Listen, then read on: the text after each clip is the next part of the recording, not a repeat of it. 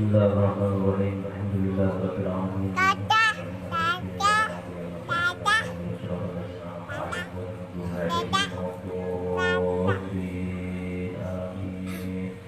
ويا رجل شفاعة صلوا عليه وسلموا تسليما اللهم صل وسلم وبارك عليه وعلى آله يا ربي صل على محمد شفيع من الكون شاء يا ربي صل على محمد يا ربي صل عليه وسلم صل على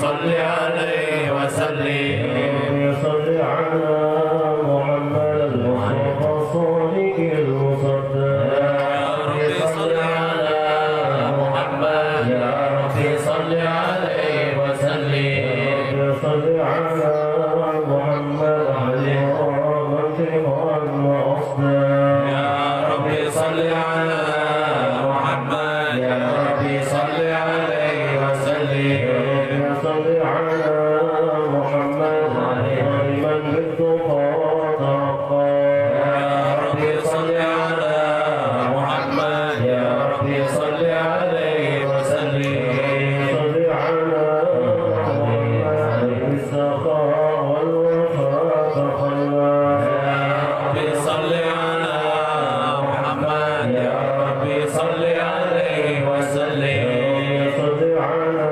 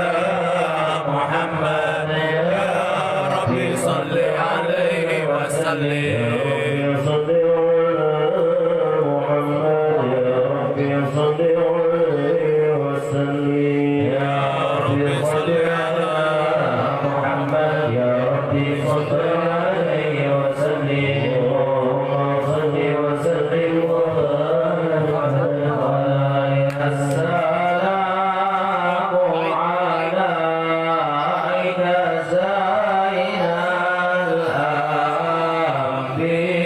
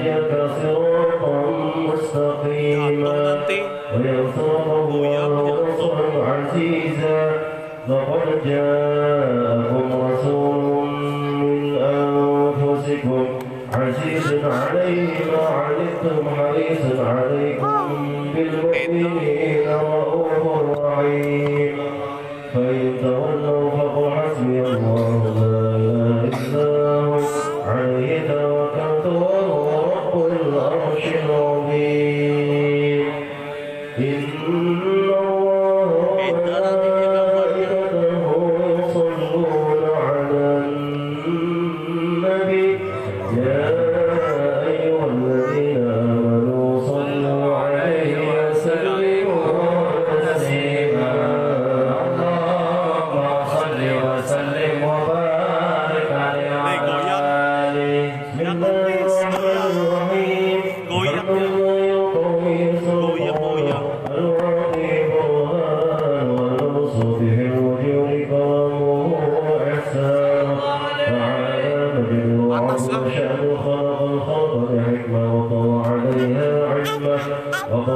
لهم من فارق المنة ما جرت فيه آثاره القسمة وأرسل إليه بشر خلقه وأجل عبيده رحمة وعلقت إرادته الأزلية بخلق هذا العبد المحبوب فانتشرت آثار شرفه في عوالم الشهادة والغيوب وما جل هذا المن الذي تقرب به المنان وما أعظم هذا الفضل الذي برز من خطوة الإحسان سورة أنكارية ظهرت في هيكل محمود قد عطرت بوجودها أكمام الوجود طرزت موت العوالم بجواد تكريم اللهم صل وسلم أشرف الصلاة والتسليم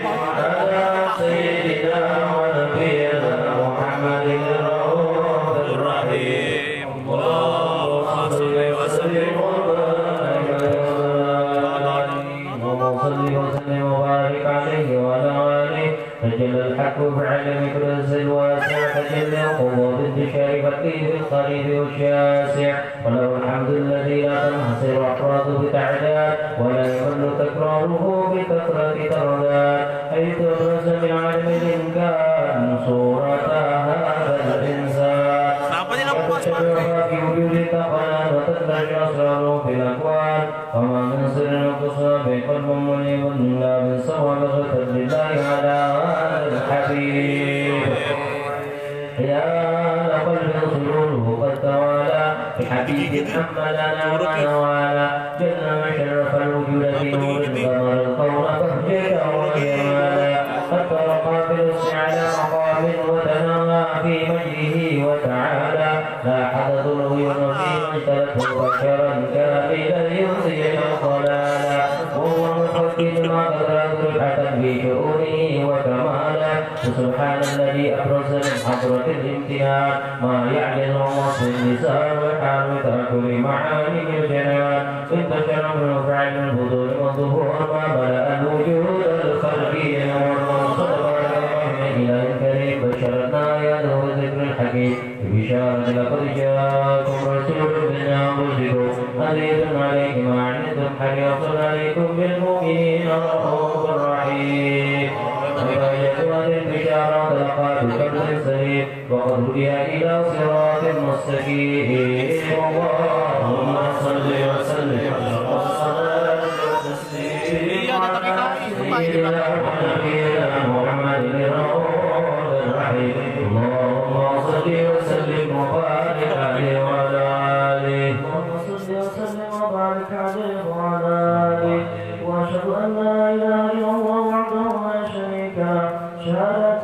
تعرض بها اللسان علق ظنه الجنان بالتصديق بها والإذعان في صدور الإيمان قواعد وهو على اليقين سر ذلك الإذعان والتصديق الشواهد صلى الله عليه وسلم أن سيدنا ونبينا وحبيبنا وشفيعنا وقرة أعيننا محمدا العبد الصادق في قوله وفعله والمنطق إذا بعضه بتدريبه الفرقي الفرقي ولفظه عبد الله صلى الله تعالى البشير ونذيرا وبلغ الرسالة وأدى الأمانة وضم بين أمتي بشرا كثيرا فكان في جملة جميل التفسير يصعد وقمر منيرا فبعض الأهمية البشر مضروب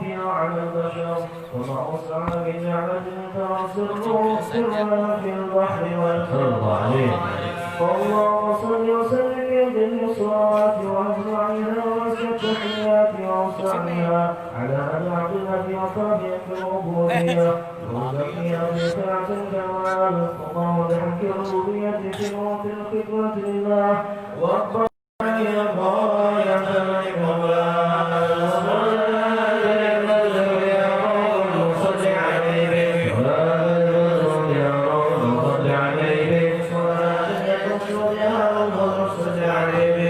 فيتصل في قلبه وسرك علقي بحبه والتطبيرات عنايتنا في حزبه وعلى آله وصحبه الذين صلوا وسلم في قربه وتفرقوا بأشرف الأصلين بوده وحبه ما أقرأ أحوال بأشر ذكراه نسيم اللهم صل وسلم أشرف الصلاة والتسليم على سيدنا ونبينا محمد الرؤوف الرحيم اللهم صل وسلم وبارك عليه يا جمال قد تجلى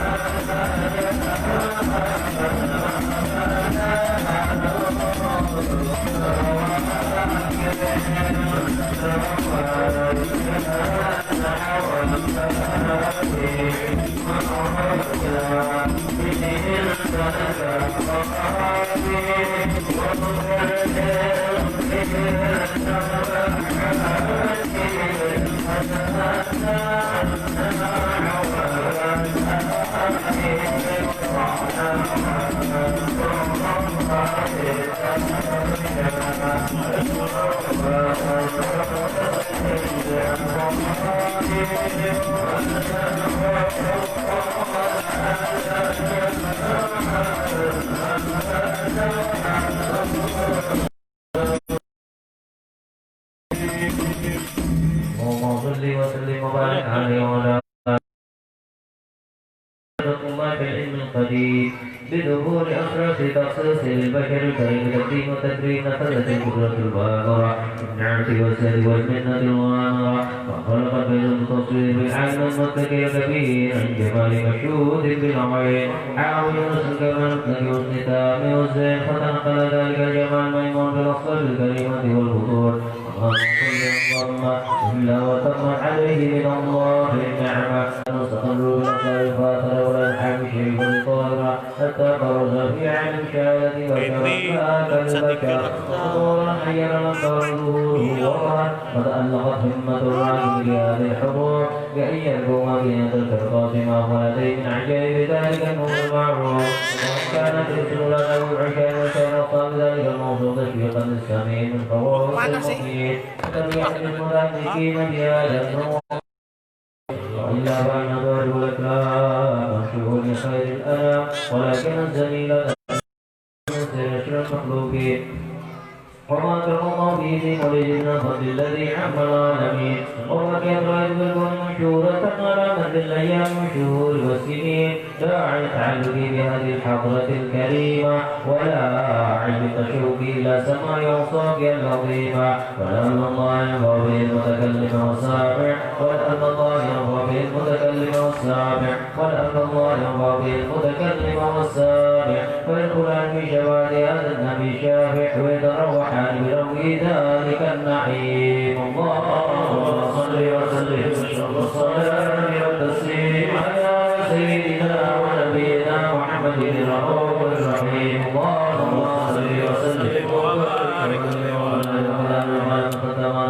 لنا من مصطفى الله صفات هذا العبد المحبوب الكامل وشمائل الذي يسأل الشمائل وهما حسن المبتدا وبلغ إلينا بشأن هذا الحبيب من أخبار وآثار يتشرف كتابة القلم والقرطاس وتنسى بإحداث الأسماء والأبصار وقد بلغنا بالحادث المشهور أنه لشيء خلق الله والنور المودع في هذه الصورة ونور هذا الحبيب أول مخلوق برز في العالم من ظهر عنه وجود خلق بعد خلق فيما حدث وما تقاد وأخرجت الرسائل التي يجب النبي المرسلين رضي الله عنه قال قلت يا رسول الله في أمي أخبرني عن أول شيء خلقه وقبل الأشياء إن الله خلق قبل الأشياء نور نبيك محمد صلى الله عليه وسلم من نوره وقد ورد في حديث أبي هريرة رضي الله عنه أنه قال قال رسول الله صلى الله عليه وسلم أول النبيين خلق وآخرهم في البعث وقد أدرت الرواية بأن أول خلق وجودا وشعور مولودا ولما كانت السعادة الأبدية لها هؤلاء فقد اتصف مشاءات من البرية بكمال الخصوص وحضورا وشرفا من العالم فتعقل هذا النور الرسل بآدم ونوح وإبراهيم حتى وصلت بفعل قديم إلى من خصص بتكريم أبي الكريم عبد الله بن عبد المطلب ذي الفجر العظيم أم الذي هي والمقام من السيدة الكريمة آمنة فطلقاه صلب عبد الله فقال أمها ومن شوفا بمعونة الله محافظة على حكيها بالدرة وسولها وحملته إليك ما وردنا حملا قويا لا تجد له ثقلا ولا تشكو منه ألما ولا عللا حتى مر الشهر من حمله وكره الخروج إلى عالم شهادة لنمض على لهذا العالم وضاد فضله تنتشر به آثار مجد الصغير اللهم صل وسلم واشرف الصلاة وتسليم على سيدنا ونبينا محمد صل وسلم وبارك على شيخنا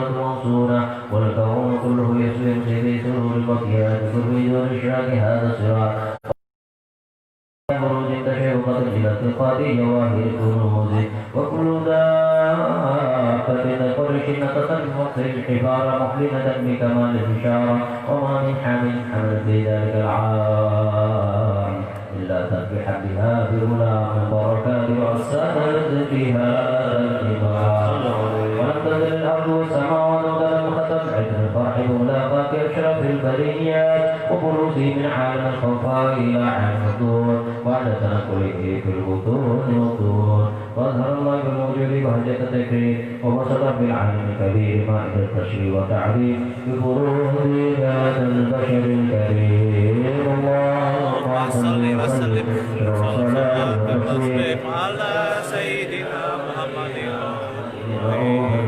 اللهم صل وسلم وبارك عليه وعلى آله اللهم صل وسلم وبارك على وعلى آله فإن رضوان واجعل هذا الحبيب على السماوات والأرض ومن فيهن بالترحيب وامطر وجود الله على أهل الوجود تتم وألسنة الملائكة التبشير للعالمين تعز سبحان الله الحمد لله ولا إله إلا الله الله أكبر سبحان الله الحمد لله ولا إله إلا الله الله أكبر سبحان الله الحمد لله ولا إله إلا الله والله أكبر وقدرة بشرة العاد المستور يقول أنه كان في عالم الدور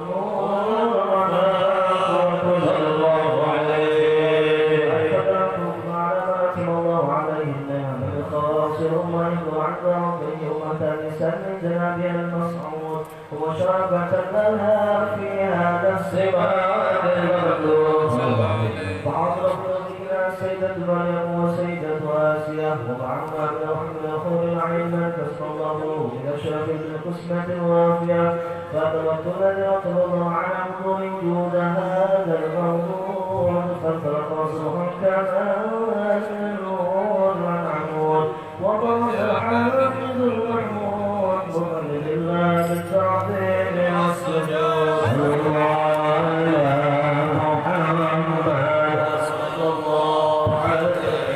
وسلم صلى الله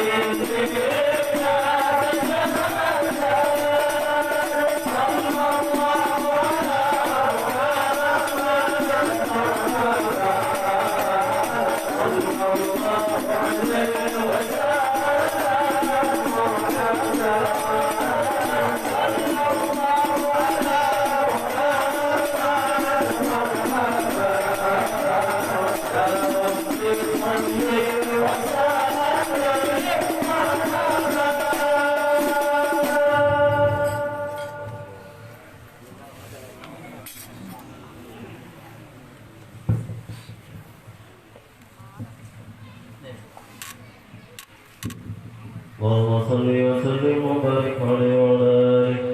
وحين برز صلى الله عليه وسلم من بطن أمه برز رافعا طرفه إلى السماء مؤمنا بذلك الرفع لأن له شرفا على بدره السماء وكان وقت مولد سيد الكونين من الشهور شهر ربيع الأول ومن الأيام يوم الاثنين وموضع ولادته وقبره في الحرمين وقصد أنه صلى الله عليه وسلم ولد مفتوحا مكحولا مقطوع صلاة فولد ذلك بشرفه عنده العيد الكبرى وطروسه هذا العالم صار من العجائب ويدل على أنه أشرف المخلوقين وأفضل الخلق. وقد ورد عن عبد الرحمن بن عوف عن أم الشفاء رضي الله عنهما قالت لما ولدت آمنة رضي الله عنها رسول الله صلى الله عليه وسلم رفع يدي فسأل فسمعت قائلا يقول رحمك الله رحمك ربك. قالت الشفاء فأضاء له ما بين المشرق والمغرب حتى نظرت إلى بعض قصور الروم. قال ثم ألبسه ووجعته فالمشرق المشيط ظلمة وأحضرت شعيرة الأيام. سمعت قائلا يقول المغرب واصبر عني ثم عاد الروح والظلمة والقشعريرة عن يساري. سمعت قائلا يقول إلى ذهبت قال إلى المشرق. قالت فلم يزل الحديث مني على من ارتبط وأتاه الله فكنت من أول الناس إسلاما. وقد ترجمت السنة من عظيم المعجزات وباهر الآيات البينات ما يقضي بعظيم شرف عند مولاه. قال عين عينيتي في كل حين ترعى وأنه الهادي إلى الصراط المستقيم. اللهم صل وسلم والصلاة والتسليم على سيدنا ونبينا محمد الرؤوف الرحيم. اللهم صل وسلم وبارك عليه وعلى آله. ولقد توصف صلى الله عليه وسلم من محاسن الأخلاق بما تضيق عن كتابته فتون الأوراق. كان صلى الله عليه وسلم أحسن الناس خلقا وخلقا وأولهم إلى مكارم الأخلاق سبقا وأوسعهم بالمؤمنين حلما ورفقا. والرؤوف لا يقول ولا يفعل إلا معروفا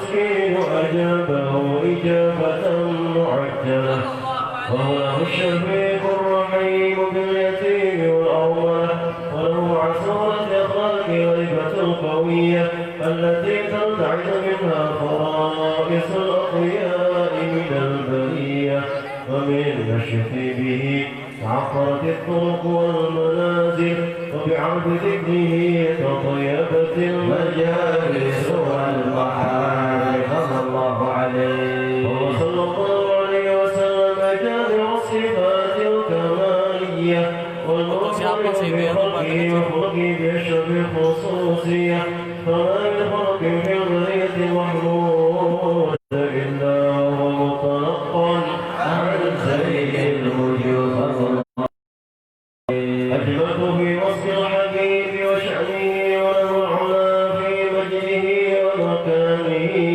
أوصاف عز وتعالى مجدها في عنانه وله بتدبير ما فنى العلم بوقائع مولد النبي الكريم وبكية ما أكرم الله به هذا العبد المقرب من التكريم والتعظيم والخلق العظيم حسن مني أن أنزل عينة القلم في هذا المقام وأقرأ السلام على سيد الأنام السلام عليك أيها النبي ورحمة الله السلام عليك أيها النبي ورحمة الله وبركاته السلام عليك أيها النبي ورحمة الله وبركاته وبذلك يحصل الخطب كما يحصل التقديم وعليه أفضل الصلاة والتسليم اللهم صل وسلم والصلاة والتسليم على سيدنا ونبينا محمد الرؤوف الرحيم اللهم صل وسلم وبارك عليه وعلى آله. الفاتحة. بسم الله الرحمن الرحيم مالك الدين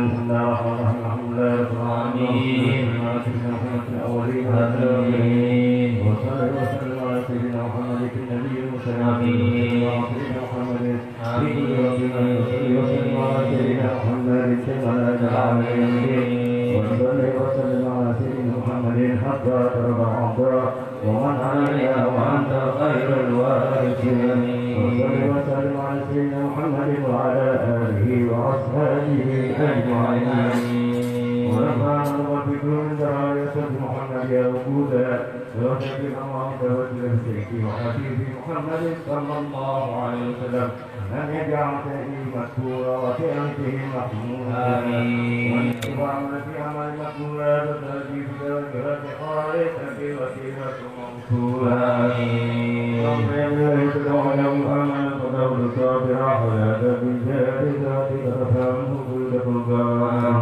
نسألك إليك ذهب وسائل ذلك يا مرسلين بك صادق آمين سيدنا محمد الذي عمت رسالة للعالمين وصلى وسلم على تلك الذات الكاملة مستعمل أمانتك حفيظ سرك وعمل بجنتك سامنا بالأخبار ومحمودك وسلك سالك الأخبار في كل مواد كل ومظهر يا سيدك ذلك سيدك سيدك لحد الوداد سيد القومين وصدق العين أطلق خالق المسلسل كاتعد الختام اللهم صل وسلم على آله وأصحابه واتباع الأحباب اللهم إنا نقدم إليك جاه النبي الكريم ونستغفر لك بسلك مكانه العظيم أنت هداية حركاتنا وسكناتك بعين عنايتك وأنت بعدنا بجميع دارنا بقلبنا جميع آياتك وقاسم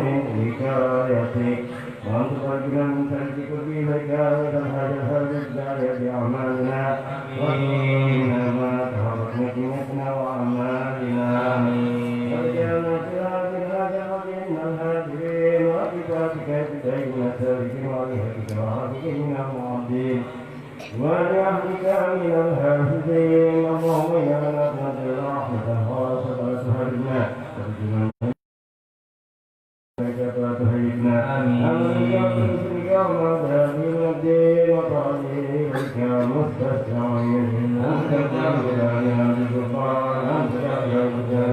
الكفر من تبع جميع الكفار في جنة إلى الناس ومن لم يعمل تبعنا من الناس حاجة وغدارة وهو طهارة ومن ذات يقي ولدنا والدين وقتلنا وولدنا جميع المسلمين والمسلمات والمؤمنين والمؤمنات في جميع جهات آمين بأبيكم جنة منصورة ومجدا بإيمان يحيى محمورا معنا مسرورا واغفر اللهم قربة المقلوبين واغفر المسلمين واغفر للمسلمين وتقبل توبة التائبين وانصر رحمتك عبادك بك المعظمين عظمين والسلسلة فيه والظالمين والسلسلة في حق جميع وهي الأعصار ظالم سالم كونسيا ذلك من المنافقين والكفار واجعلنا يا رب الفتن جميل بلايا واجعلنا يا رب الفتن جميل بلايا واجعلنا يا رب الفتن جميل بلايا وفي هدم الذنوب والخطايا وعظيمات الإثماء والإثم وإذا ثبتنا فتوفنا والمسلمين والمؤمنين واغفر لنا من خير الأجمعين وصل وسلم على هذا الهدي المحمود وسلم الله والسلام وعلى آله وصحبه وإليه المنصور وآخر دعوانا أن الحمد لله رب العالمين سبحان ربك رب العزة عما يصفون والسلام على المرسلين والحمد لله رب العالمين الله وملائكته يصلون على النبي يا أيها الذين آمنوا صلوا عليه وسلموا تسليما الصلاة والسلام عليك يا سيد المرسلين الصلاة والسلام عليك يا خاتم النبيين الصلاة والسلام عليك يا رحمة للعالمين ورضي الله تعالى عن أصحاب رسول الله أجمعين آمين الفاتحة. بسم الله الرحمن الرحيم الحمد لله رب العالمين الرحمن الرحيم مالك يوم الدين إياك نعبد وإياك نستعين اهدنا الصراط المستقيم صراط الذين أنعمت عليهم. Bismillahirrahmanirrahim. Assalamualaikum warahmatullahi wabarakatuh. Waalaikumsalam. Alhamdulillah, alhamdulillahilladzi bi ni'matihi tatimmu shalihat wa asyhadu an la ilaha illallah wahdahu la syarika lah wa asyhadu anna sayyidina Muhammadan abduhu wa rasuluhu. Allahumma shalli wa sallim wa barik wa sallim wa mujid azim ala sayyidina Muhammad miftah babi rahmatillah wa tamahi ilmillah salatan wa salam ala ilmihi bi dawamatillah wa ala alihi wa sahbihi wa azwajihi wa dzurriyyatihi ajma'in amma ba'du. Yang saya hormati, yang saya muliakan para habaib Zuriyah Nabi Muhammad SAW, yang saya hormati, yang saya muliakan para guru-guru, para hadirin hadirat yang dirahmati oleh Allah Subhanahu Wa Taala. Segala puji bagi Allah Subhanahu Wa Taala yang masih terus-menerus memberikan nikmatnya kepada kita, yaitu nikmat sehat, ya nikmat aman, dan banyak lagi nikmat-nikmat yang Allah berikan kepada kita. Ya, bahkan Allah sebutkan di dalam Al-Quran, "Kalian ta'udzu nikmatallahi la tuhsuha." Kalau seandainya kalian mau menghitung-hitung nikmat Allah, tidak mungkin mampu dalam menghitung nikmat Allah. Alhamdulillah, kita masih terus diberi nikmat oleh Allah Subhanahu Wa Taala, dan kita memohon kepada Allah Subhanahu Wa Taala untuk agar Allah menyempurnakan nikmatnya kepada kita. Amin ya rabbal alamin. Ya, karena semak lagi mungkin kurang lebih sekitar 21 hari lagi Idul Adha. Ya, 21 hari lagi Idul Adha. Jadi turun membahas tentang kurban, ya, udhiyah, berkurban. Ya, hukumnya berkurban ini adalah menurut mazhab Imam Syafi'i, hukumnya itu sunnah muakkadah. Ya, tapi kalau hukum mazhab Hanafi itu hukumnya wajib. Ya, hukumnya wajib.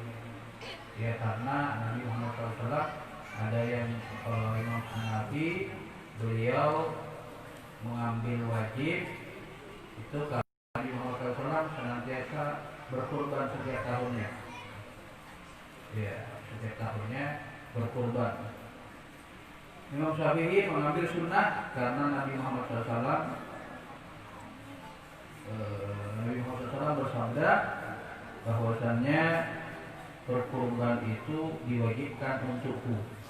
Ya, untukku, diwajibkan untukku, akan tetapi bagi kalian sunnah. Itu diambil dalil oleh mazhab Imam Syafi'i. Ya, tapi Nabi Muhammad SAW berkurban. Mungkin kalau kita yang tahun kemarin tidak pernah berkurban, maka usahakan tahun ini berkurban, karena tahun depan mungkin kita masih belum ada umur. Ya, bisa jadi kita ada umur kita. Ya, ada orang yang baru jabatan baru setahun, ya meninggal dunia. Itu meninggal di Husnul Khatimah hari Jumat. Ya, Pak Siswati ya, Siswati itu ya, Ketua DPRD baru 1 tahun ya. Ya, baru dilantik 1 tahun meninggal dunia. Ketua DPRD. Nah, kalau kita udah tahu lagi, apalagi kita sebagai rakyat sudah tahu lagi, Pak. Meninggal tahun depan masih ada umur kan ada Allah. Selagi kita masih ada duit, berapa harga kambing misalnya? Anggaplah 2,5 juta. Ya, usahakan berkorban. Usahakan berkorban. Pahalanya itu Allah mengampuni dosa yang telah lampau. Dosa yang sudah lampau ini diampuni oleh Allah Subhanahu wa taala. Jadi kalau tahu itu tahun depan masih ada umur atau ada Allahu a'lam. Jadi hukumnya sunnah muakkadah menurut mazhab Imam Syafi'i. Daripada berkorban ini Allah nyatakan di dalam Al-Quran, "Fasholli li rabbika wanhar." Jadi na'amena al-kausar, "Fasholli li rabbika wanhar." Ya, maka lakukanlah sholat untuk Tuhanmu wanhar, dan bersembelih-belilah kalian hewan kurban.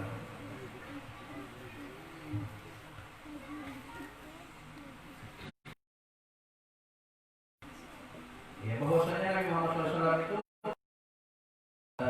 Muhammad SAW itu jadi berkurban ini kayak apa? Hukumnya berkurban bisa 1 ekor sapi bisa 7 orang. Ya, karena pernah dilakukan oleh Nabi Muhammad SAW. Ya, pernah Nabi Muhammad SAW melakukan berkurban di perjanjian Hudaybiyah. Ya, Nabi Muhammad SAW berkurban dengan para sahabat. Jadi 1 onta, ya, atau 1 onta berpatungan beberapa orang. Ya. Tapi Nabi Muhammad dia pernah juga 1 ekor kambing. Ya, karena mampunya untuk beli 1 ekor kambing, Nabi Muhammad berkorban untuk diri beliau, untuk keluarga beliau, dan untuk umat. Tapi ada juga Nabi Muhammad berkorban dengan 100 ekor unta. Itu di akhir hayat Nabi Muhammad SAW, berkorban dengan 100 ekor unta. Ya, kurang lebih kalau mungkin harga 35 juta 1 ekornya, 3,5 M. Ya. Kalau belum pribadi belum 3,5 M. Jadi kalau melihat duitnya. Kemudian ya sunnah muakkadah. Ya, sunnah muakkadah. La binadrin. Ya, maka berkorban ini tidak menjadi wajib kecuali dia dinazarkan. Ya, kalau dia bernazar, maka hukumnya wajib dia berkorban. Seperti misalnya dia mengatakan di qaulihi hadhihi udhiyah. Ini adalah hewan kurban. Ya, ini hewan kurbanku. Dia menunjuk misalnya kambing ini hewan kurbanku, maka dia harus dilakukan ini sapi ini ampunku, kurbanku tahun ini. Kalau misalnya saya mampu tahun itu, belum namanya gayaan dia. Gayaan, maka bisa jadi ya, harus dibayar. Atau dia mengatakan, aku menjadikan hewan ini sebagai hewan kurbanku. Ya, aku jadikan hewan ini sebagai hewan kurbanku, maka dia wajib berkurban. Wajib berkurban, bukan sunnah muakkadah lagi, tapi wajib.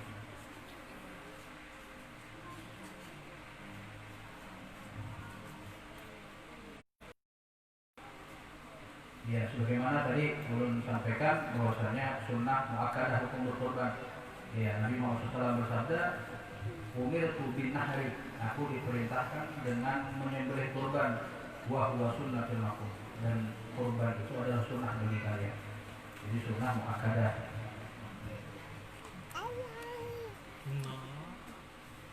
Kemudian Ya singkat aja, kita ambil yang penting-pentingnya aja. Kalau ulun baca sarahnya panjang sekali, tapi kita ambil poin-poinnya aja. Ya, dari itu tidak wajib berkorban kecuali kalau dia bernazar. Terus wala yujzi'u illa ibil wal baqaru wal ghanam. Kada kawa berkorban itu kecuali dengan onta, dengan sapi dan dengan kambing. Kada kawa berkorban dengan ayam atau dengan ikan nila misalnya. Berkorban dengan ikan nila atau dengan ikan patin ya kawa. Harus dengan tidak boleh dia berkorban kecuali dengan 3 hewan ini. Ya. Unta, sapi, kerbau atau kambing. Nah ini yang dibolehkan. Ini yang dibolehkan. Songgoknya mana? Apa yang kita dapatkan kalau kita berkorban? Yang kita dapatkan adalah ampunan dari Allah Subhanahu Wa Taala. Dosa kita diampuni oleh Allah Subhanahu Wa Taala. Tapi di dalam ibadah itu ada yang utama. Misalnya kita berkorban yang penting ulun nukar kambing ini sudah. Saya coba 1 ekor kambing ulun tidak setengah ulun nukar, maka ulun diampuni dosa ulun. Tapi ada ibadah yang afdol, lebih afdol. Dia berkorban kambing misalnya, contohnya lah kambing misalnya. Kambing warna kambing itu harus dipilih. Lebih yang afdol. Misalnya ulun nukar 2,5 juta, ulun nukar 2,5 juta, tapi warnanya hirang. Nah kalau warna hirang ini itu warna yang paling, kalau kambing itu warna yang paling bagus. Kalau mau ngambil afdolnya, paling utamanya itu ambil yang warna putih. Ya, bagaimana bisa disebutkan wa afdolu baito, ya warnanya putih kambingnya. Ya, paling utama kambingnya warna putih. Terus kalau ada Samaritan, orang bilang kambing ada yang warna putih, adanya warna kuning ya, warna kuning. Setelah warna putih baru warna kuning. Kalau ada warna kuning, warna yang lebih banyak putihnya. Ya, yang lebih banyak putihnya. Kalau misalnya ada, maka antara campur ada putih dengan hitam. Ada warna kambing putih hitam kan? Ya, kambing kalau manusia putih hitam warnanya. Ya. Terus kalau ada yang putih lawan hitam, maka tukar yang hitam. Kalau ada yang hitam, maka ambil yang merah. Warna kulitnya. Jadi paling afdol itu warna putih. Terus yang paling afdol apa? Yang paling afdol, yang paling utama berkorban itu yang pertama dengan onta. Kalau ada di Indonesia onta, sama ini ada onta, adanya cuma sapi. Maka kalau ada onta, maka sapi. Kalau mampu tukar sapi, maka paling afdol adalah kambing domba. Ya, kambing domba. Mana lebih afdol? Ulun 7. Ya, ulun 7 orang berpatungan. Tukar 1. Ini yang afdolnya maksudnya lebih utama sapi itu 1 ekor sapi untuk 1 orang. Ya, bukan 1 ekor sapi untuk 7 orang, itu bukan afdol. Lebih afdol mana? Sapi untuk 7 orang dengan kambing 7 ekor. Ya, kambing 7 ekor untuk 7 orang ya. 7 orang, misalnya ulun 1, 2, 3. Satunya lagi anak bawang ini 1, jadi 7 orang. Ulun 7 orang. Ya, ulun nukar sapi.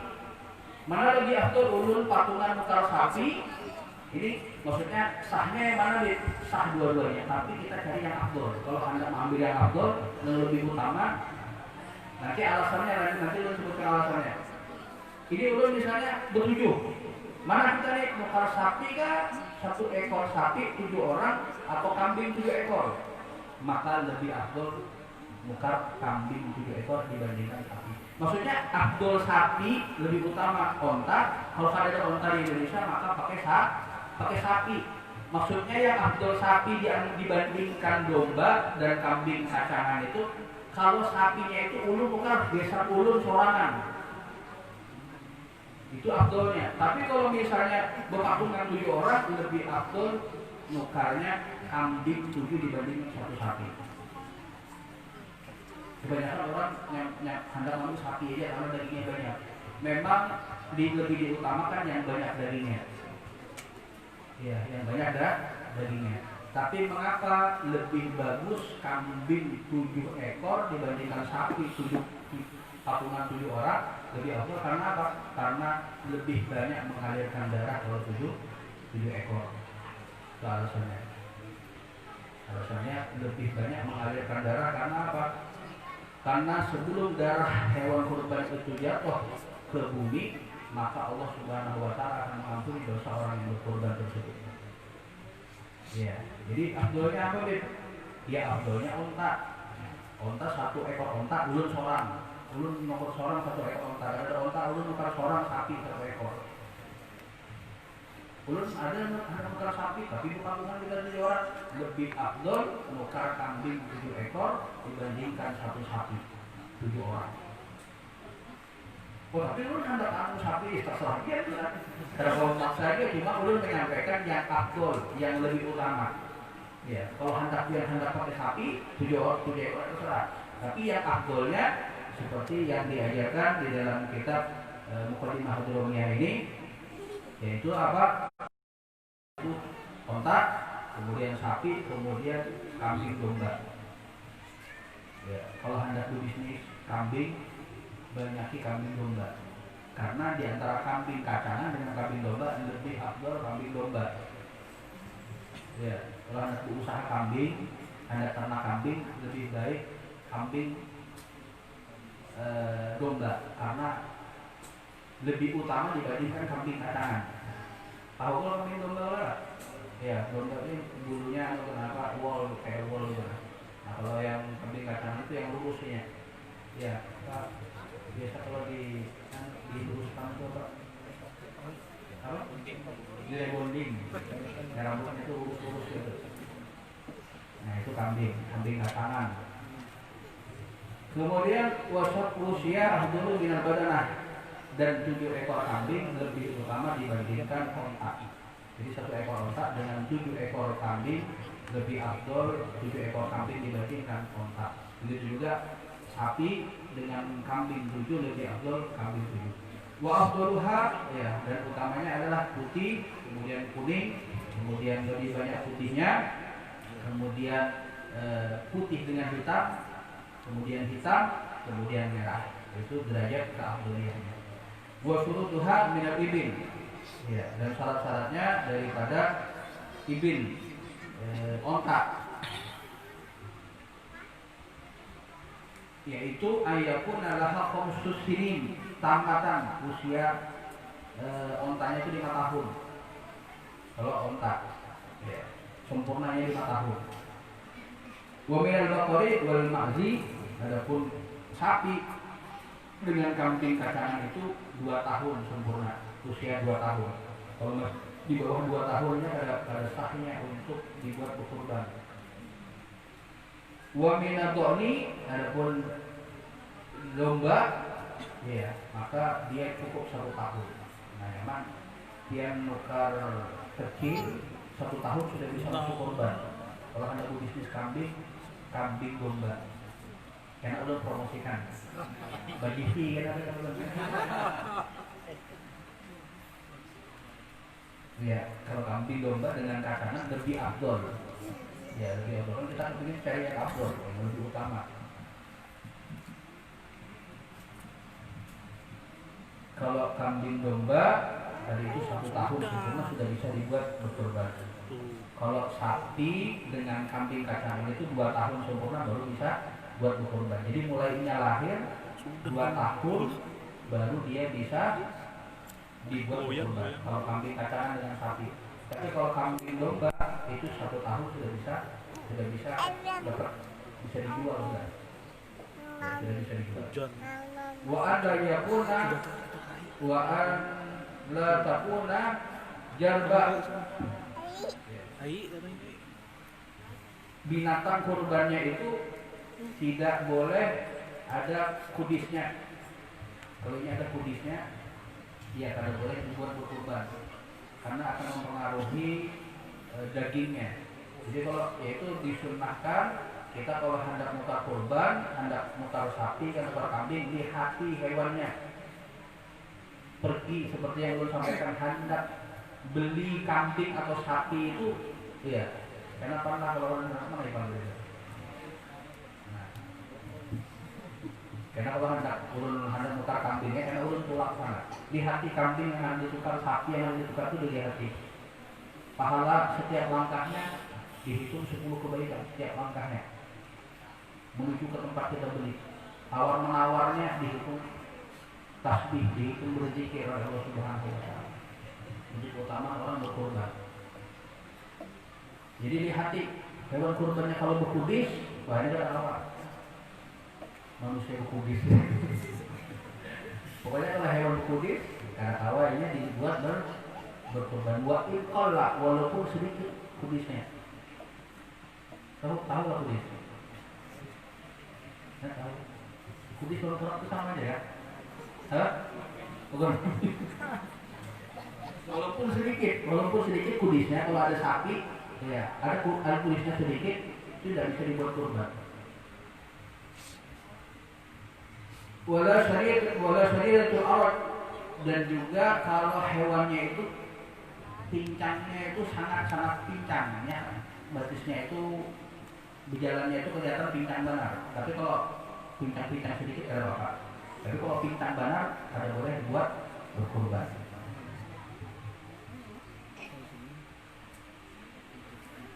Wala majnunah, juga kalau hewan kurbannya itu gila, sapi atau kambingnya gila, hampir sana hampir sini ada boleh jadikan kurban. Ada di video orang abrak orang semua orang kambing itu. Nah ini kalau gila kayak ini, ya tak tahu ada kurban kan. Wala hamya, dan juga kalau buta, kambingnya buta, sapinya buta, ontenya buta, ada apa dibuat berkurban. Wala awrah,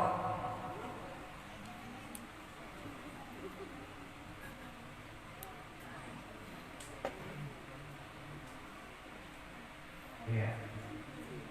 Intinya kada kalau melihat, ya kada kalau tidak bisa melihat dia hewan kurbannya itu, maka dia tidak bisa dibuat berkorban. Wala maridun maradun yufsidu lahmaha, dan juga kalau korban itu hewannya itu memiliki penyakit yang penyakitnya itu bisa merusak dagingnya, itu juga tidak bisa dibuat berkorban. Karena waktu berkorban ini, hari raya kayak ini, seperti Ustaz Abdul Somad kalau selalu melihat itu, sekarang ini waktunya binatang kurban itu dipoleh,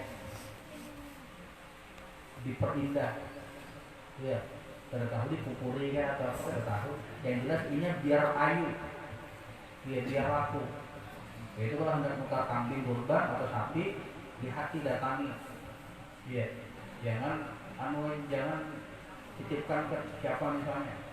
Ya, lu titipkan ke masjid, lu titipkan di majelis, lu titipkan langgar, lu kada tahu urusan kayak apa. Nah ini tanggung jawab orang masjidnya.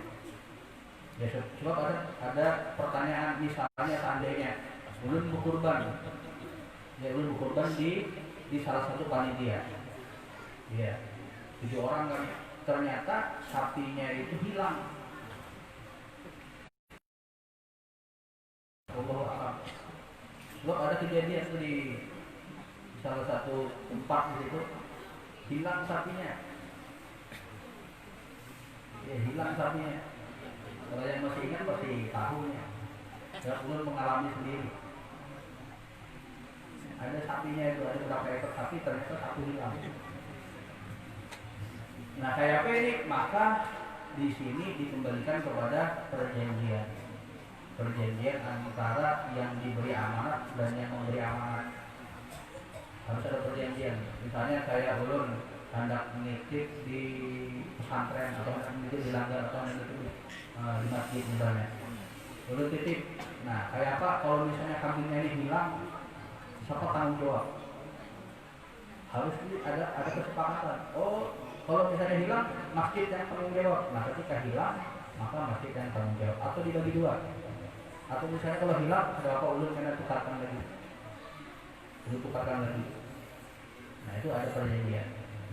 Dan begitu juga kalau misalnya orang hendak berkurban, namanya orang yang penting dikurban, yang penting menyembelih, kada melihat sapinya berkudis kah, kada berkudis kah, yang penting potong sapi. Ya, nah oleh karena itu kalau orang yang hendak berkurban, lihati sendiri sapinya. Ya, lihati sendiri sapinya sebelum dia menyutar kambing atau sapi. Wa an la yadina syai'un min uzuniha, dan juga kada boleh berkurban dengan hewan yang kupingnya misalnya botel, ada apa namanya, hilang sedikit kupingnya atau hilang sama sekali kupingnya, ada kupingnya misalnya sapinya. Wa in qalla, walaupun sedikit, ya hilangnya itu kupingnya itu hilang sedikit. Mungkin diambil orang kan, di atap orang biasa ada tukang kunci. Nanti hidup di atap orang kan biasa ada tukang kunci. Nah ini juga ada boleh hewan kurbannya, hati-hati. Ya karena kalau botel di kambingnya, ya masuk aja lah bahasa botel. Pokoknya ada kekurangan dari hewan kurban itu kada sah kurbannya, kada boleh kurbannya. Au lisaniha, atau lidahnya, ya atau lidahnya atau mulutnya, ya ada kekurangan, terpotong kah atau apakah, ya au dor'iha, atau tanduknya. Ya kalau domba kada bertanduk, domba bertanduk lah. Ada yang bertanduk, ada yang enggak. Nah tapi kalau ini memang dianya, memang hewannya ini memang bertanduk, tapi aknya, nah ini tidak boleh, harus sempurna ya. Lihat atau buntutnya, iya buntutnya digeser ke tukang kunci, biasa orang kan. Buntutnya ada seperti sebelah, sudah disembelih, ada buntutnya. Nah, ada sahih berbagi. Wala syai'un zahirun min fakhdiha. Ya. Wala syai'un zahirun, dan juga tidak tampak sesuatu yang lebih. Ya, sesuatu yang lebih. Misalnya ada daging lebih. Ya, daging lebih. Maksudnya ada bentuk-bentuk yang lebih dari kambing tersebut, ada kelebihan-kelebihannya. Ya, yang nampak sekali, tapi kalau cuma kecil aja, ada kelebihan kecil misalnya ada benjolan kecil, nah itu tidak apa-apa. Tapi kalau ada benjolan besar, nah itu tidak boleh dikurbankan. Kalau misalnya ada di pahanya gitu, ada daging lebihnya, ada lebih gitu, ya, ada kelebihan cacat lah, itu tidak boleh dikurbankan. Wa an la tadhhaba jami'u asnaniha, ya. Dan juga tidak boleh, ya, giginya hilang, kada ada semuanya. Tapi kalau misalnya ada masih, nah kada apa-apa. Wa anyanwiya tadhiyata biha inda dzabhi, ya, hendaklah dia meniatkan berkurban sapi atau kambing biha dengan niat tersebut inda dzabhi, ketika menyembelih, au qablahu, atau sebelumnya. Ya, niatnya diniatkan sebelum berkurban, sebelum disembelih atau ketika disembelih. Wa waktu tadhiyati ba'da tulu'i syamsi yaum nahar, dan waktunya berkurban menyembelih itu setelah terbitnya matahari pada hari raya Idul Adha. Ya, wa mudi raka'ataini wa khutbatain khafifatan.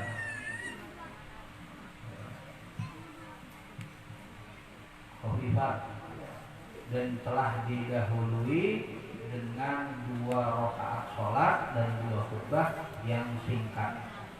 Ya.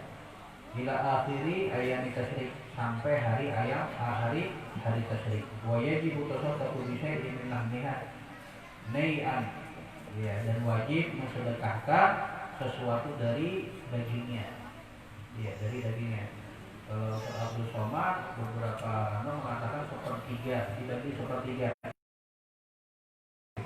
Kambing dibagi sepertiga, gesan kita yang berkurban, gesan fakir miskin sepertiga, dan gesan tetangga sepertiga.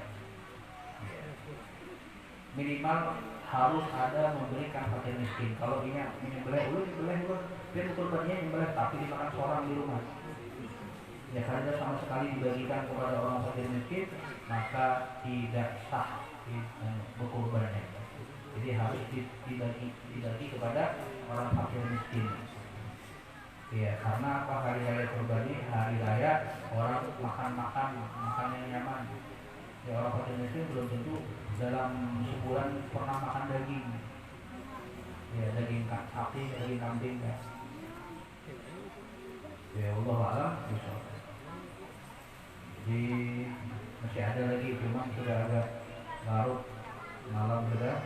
Yang mudah-mudahan dengan ilmu sedikit ini insya Allah memberikan kepada kita manfaat ya di dunia dalam batas sampai di akhirat ya, karena dengan mempelajari ilmu seperti ini ya tentang berkurban ini ya akan menambahkan nilai-nilai ketakwaan kita kepada Allah ya, menambah nilai-nilai mengagungkan Allah Subhanahu wa taala. Sebagaimana Allah Subhanahu wa taala katakan di dalam Quran, "Wa may ya'lam sya'irallah min taqwal qulub." Ya, takwa di dalam hati itu akan muncul, akan tumbuh kalau kita mengagungkan syiar-syiarnya Allah. Ya, termasuk Idul Adha, berkurban adalah salah satu syiarnya Allah Subhanahu wa taala, dan janji Allah Subhanahu wa taala melalui lisan Nabi Muhammad SAW akan diampuni dosanya. Sebagaimana di dalam hadis disebutkan bahwasanya Rasulullah SAW yang memerintahkan kepada Sayyidatina Fatimah, wahai Fatimah, ya pian bangun, pian lihati hewan kurban pian ketika disembelih. Ya, ketahuilah wahai Fatimah bahwasanya setiap tetes, ya awal daripada tetesan darah hewan kurbanmu itu adalah ampunan bagimu atas dosa-dosamu yang telah lampau. Ya, wahai Fatimah, lihat bahwasanya awal tetesan daripada kurban menjadikan kurban itu adalah Allah memberikan ampunan bagimu dosa-dosamu yang lalu. Maka Sayyidatina Fatimah bertakwa kepada Rasulullah, wahai Rasulullah, ini keutamaan ini Allah khususkan bagi kita, ya, keluarga Nabi aja, atau bagi kita dan juga bagi umat Muslim yang lainnya. Kata Nabi Muhammad SAW, bagi kita dan bagi umat Muslim. Jadi bukan khusus untuk Ahlul Bait aja, bukan khusus untuk keluarga Nabi aja, tapi khusus untuk keluarga Nabi dan juga untuk muslimin dan muslimat. Ya, mudah-mudahan kita dilapangkan rezeki. Ya, dimudahkan, dilancarkan oleh Allah Subhanahu wa taala sehingga bisa berkorban tahun ini dan diberikan panjang umur. Kalau pada tahun ini, tahun depan mungkin ada kreditan yang belum lunas, tahun depan sudah ada bapak. Dan mudah-mudahan panjang kita baca doa Al-Fatihah Majlis, terus kita nanti minta dibacakan Al-Qim zikir la ilaha illallah oleh Habib Ahmad Al-Hamid nanti. Kita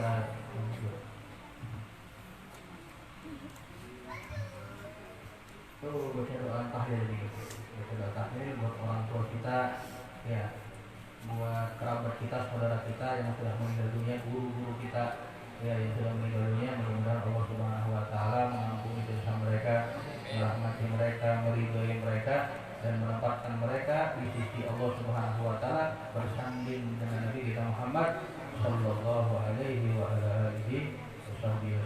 Amin amin ya rabbal alamin.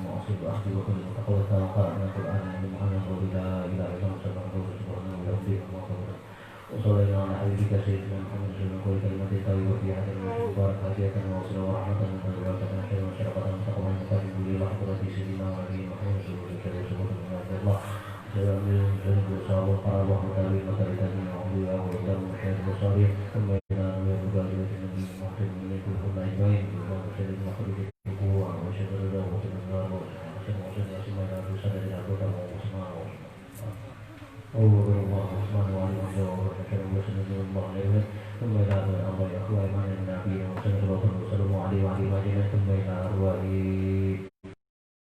الباطل عن المجتهدين المقلدين والرمان من العبيد والقرآن الكريم والقراء والمسلمين والسادة والمسلمين وكل المسلمين من ثم إلى أرواح خالق المعامة المسلمين كافة أما أحمد الرجال ولدينا وذاكر وذاكر ذاكر اللهم صل الله وسلم ذلك من إليه ثم إلى أرض ولي الله ومشارك الأرض وقل البر وبحر أنت رب العالمين اللهم اكبر كسر واكبر اعتذر واحب صلاة عملا وفرقا وفرجا وفرجا بالغفر وتغنى النذر وجنا خلقا من النجاة إلينا كل الناس نقول لا إله إلا الله سيدنا محمد رسول الله صلى الله عليه وسلم حين على حي حوي وعمل عليه وجعفر كبرنا وفعل وفعل إليه ويقام من المدام وقضاه بقلب الكريم وإلى رجال وشيخنا ومعلمنا ولمنا وجهتنا ومحمد يعلم بدانا من النار وبكاتنا من النار شكرنا من النار ومجدنا من بركنا اللهم اغفر لهم وارحمهم وعافهم واغفر لهم وارحمهم وعافهم محدثا الاسماء المذكور في هذا المجلس المبارك اللهم تجد كبرهم ووضحنا رياض الجنان وتجد كبرهم وفاتنا اخبار النيرة ربنا تقبل منا انك انت السميع العليم وتب علينا انك انت التواب الرحيم اللهم اغفر لنا واوسعنا ذنوبنا ورحمتك ارجعنا ومن اعمالنا ربنا اتنا في الدنيا حسنه وفي الاخره حسنه وقنا عذاب النار صلى الله عليه وسلم الحمد لله رب العالمين ربنا فانفعنا بما علمتنا ربنا علمنا يقومنا رب بقنا وبقي اهلنا وقرباتنا مع اهل قدرتنا وذكار وارزقنا وبقي لما ترضى قولا وبارك كرما والله الجلال العلماء الله بذلنا كل شر ربنا اصلح لنا كل شؤون واكرم رضاك العيون وارض عنا ربنا كل شر وارحم عبادك رسلنا واغفر واستر عندنا من ستر وصلاه الله تكسر مصطفى من الحق دائما الوفاء بالكتاب بنازل الشفاء وعلى الك رب الشهداء وعلى اصل خير القران اللهم اهدنا بهداك واجعلنا من لسان غيرك ولا تولي وليا سواك ولا تجعلني من خالف امرك وعصاك وحسبنا الله ونعم الوكيل ولا حول ولا قوه الا بالله العلي العظيم صلى الله على سيدنا محمد وعلى اله وصحبه وسلم الحمد لله رب العالمين.